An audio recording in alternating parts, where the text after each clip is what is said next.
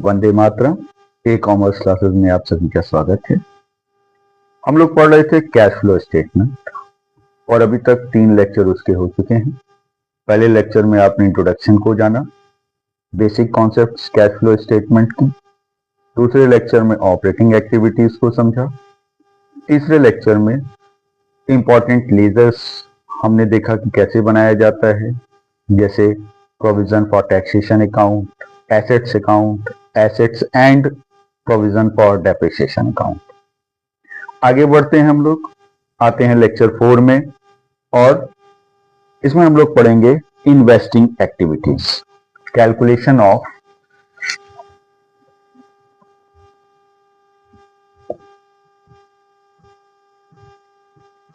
Inflow, outflow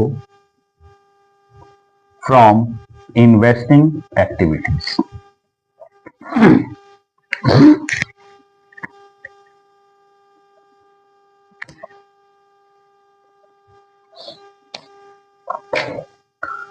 तो पहले हम लोग इनफ्लो देखते हैं कि इनफ्लो में क्या क्या आता है।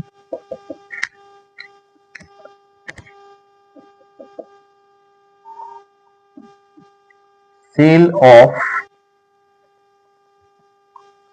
tangible assets, intangible assets and investment। ध्यान रखिएगा, यहां पे जो वैल्यू रखेंगे हम वो नेट प्रोसीड की होगी। Net proceed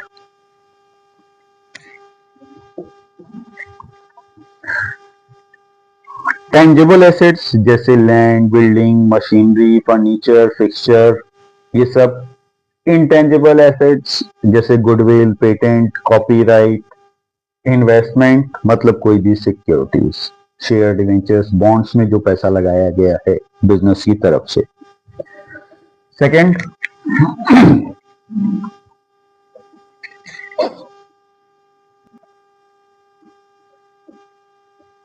repayment from outsiders of loans and advances to them. अगर कोई लोन हमने दिया है, एडवांस हमने दिया है और उसका रीपेमेंट हमको वापस मिल रहा है, तो ये भी हमारे लिए क्या है, इन्वेस्टिंग एक्टिविटीज का इनफ्लो। तीसरे नंबर पे आ जाते हैं हम लोग, इंटरेस्ट और डिविडेंड रिसीव। कोई इंटरेस्ट, कोई डिविडेंड जो आपको मिल रहा है, ये मिलेगा किस पे, जो हमने इन्वेस्टमेंट किया है तो उस पर कुछ रिटर्न हमको मिलेगा। ये रिटर्न किस फॉर्म में होगा, इंटरेस्ट के फॉर्म में होगा। अगर इन्वेस्टमेंट हमारा अदर देन शेयर्स है, डिवेंचर्स, बॉन्ड्स, पब्लिक डिपॉजिट है, या हमने जो लोन दिया था उस पर इंटरेस्ट हमको मिलेगा। डिविडेंड कब मिलेगा आपको, जब हमने इन्वेस्टमेंट शेयर्स में किया हो, चाहे इक्विटी शेयर्स हो चाहे प्रेफरेंस शेयर्स हो, तो उस पर रिटर्न किस फॉर्म में मिलता है, डिविडेंड के फॉर्म में मिलता है। नेक्स्ट आते हैं हम लोग, रेंट रिसीव। अगर हमने कोई अपनी बिल्डिंग अपने एम्प्लॉइज को रहने के लिए दी हुई है नॉमिनल रेंट पे, तो वो जो रेंट है हमारे लिए, वो भी क्या है, हमारे लिए इन्वेस्टिंग एक्टिविटीज का इनफ्लो है। तो इतने आइटम इनफ्लो के हैं। अब इसमें से हम माइनस करेंगे आउटफ्लो। तो इसमें पहले नंबर पे क्या आ जाएगा, सेल है तो यहां परचेज हो जाएगा। Purchase of tangible assets, intangible assets और इन्वेस्टमेंट। सेल कर रहे हैं तो आपको, ये हमारे लिए सेल कर रहे हैं तो ये आपके लिए क्या है, इनफ्लो। वही अगर परचेज कर रहे हैं तो ये क्या है, आउटफ्लो। इसके अलावा दूसरा आउटफ्लो क्या है, ये रीपेमेंट है, तो यहां पे एडवांस है। एडवांस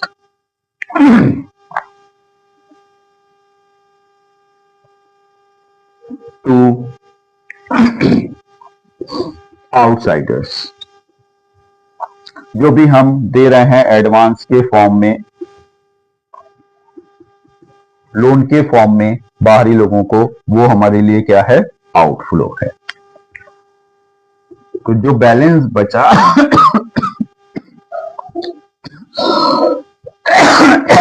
अगर ये बैलेंस प्लस है तो ये आपके लिए हो गया इनफ्लो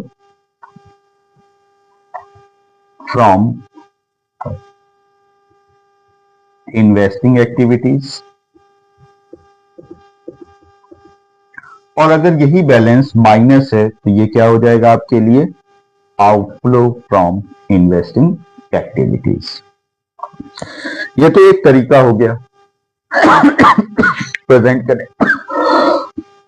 सॉरी, कभी कभी या ज्यादातर केसेस में आपने देखा होगा कि इंफॉर्मेशन इनफ्लो और आउटफ्लो के फॉर्म में नहीं दिखाता क्वेश्चन में, सॉल्यूशन में, आपकी जो बुक आप पढ़ रहे होंगे, तो उस तरीके से भी प्रेजेंट किया जा सकता है, कोई दिक्कत नहीं है।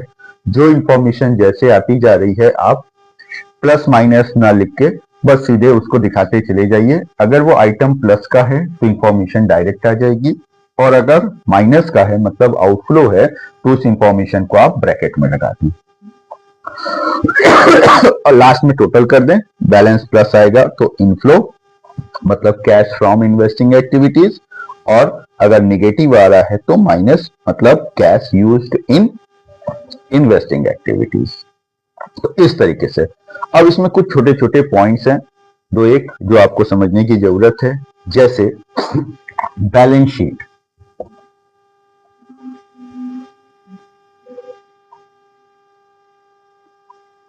दो 2011-2012 गुडविल दिया हुआ है 7,000 और यहां पे 5,000, और कोई एडिशनल इंफॉर्मेशन नहीं है तो आपको लेजर बनाने की जरूरत नहीं है। तो हम देखेंगे ये गुडविल हमारे लिए है क्या। तो गुडविल हमारे लिए क्या है? इंटेंजिबल एसेट्स है, और इस इंटेंजिबल एसेट्स की वैल्यू करंट ईयर में कम हो रही है। तो कम हो रही है तो इसका मतलब ये आपके लिए क्या है? Retain of. 2,000 कम हो रहा है तो 2,000 की गुडविल हम यहां मानेंगे कि राइट ऑफ हुई। राइट ऑफ हुई तो ये जाएगी कहां? ये ऑपरेटिंग एक्टिविटीज के कैलकुलेशन में जाएगी। सिंपल है इसमें, और आपको कुछ नहीं करना है। जो डिफरेंस है वो 2,000 का, वो ऑपरेटिंग एक्टिविटीज में हम लिखेंगे अमोर्टाइजेशन ऑफ गुडविल या रिटर्न ऑफ गुडविल। लेकिन अगर यही गुडविल इस तरीके से दी हो 7,000 और 15,000 तो ये क्या हो गया आपके लिए? तो ये हो गया आपके लिए बढ़ रही है, इंक्रीज हो रही है।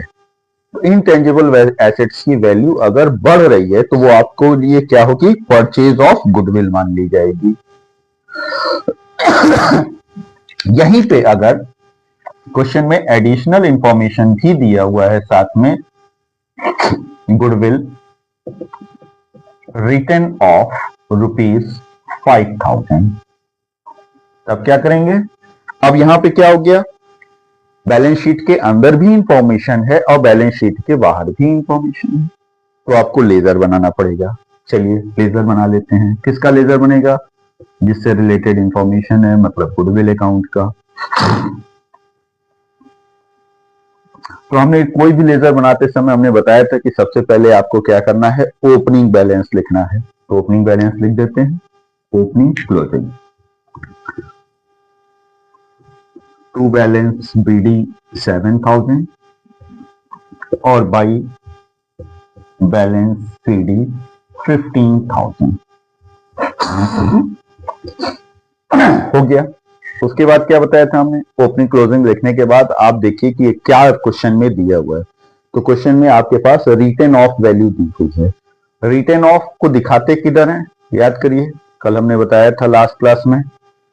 तो रिटर्न ऑफ को कहां दिखाते हैं? Credit side by written of कितना है? 5,000। हो गई सारी इंफॉर्मेशन। अब बैलेंस कर लेते हैं। तो ये हो गया 20,000 और ये यहां पे भी 20,000, तो डिफरेंस कितने का है? 13,000 का। ये 13,000 आपके लिए क्या हो गया? एसेट्स अकाउंट के डेबिट में क्या आता है डिफरेंस आने पे? परचेज। तो टू बैंक, ये बैंक क्या बता रहा है? परचेज। तो यहां पे हमको दो इंफॉर्मेशन मिलेगी क्वेश्चन से। एक तो ये जो कहां जाएगी?